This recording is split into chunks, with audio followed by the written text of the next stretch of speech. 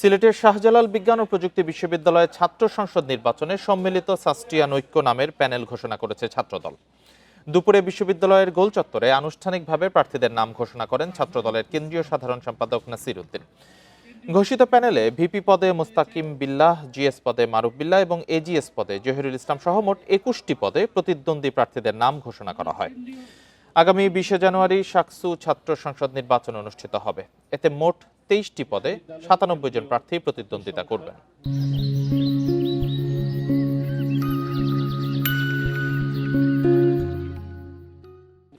শাহজালাল বিজ্ঞান প্রযুক্তি বিশ্ববিদ্যালয় প্যানেল ঘোষণায় আপনারা যারা উপস্থিত হয়েছেন আপনাদের সকলকে চট্টগ্রাম বিশ্ববিদ্যালয়ের একজন উপাচার্য শিক্ষা শামীম স্যার, উনি গতকাল গণমাধ্যমে যে বক্তব্য দিয়েছেন, আমরা মনে করি ওনার এই বক্তব্যের পরে ওনার এই পদে থাকার নৈতিক কোনো অধিকার নেই এবং ওনার বিরুদ্ধে অবশ্যই ফৌজদারি মামলা হওয়া উচিত।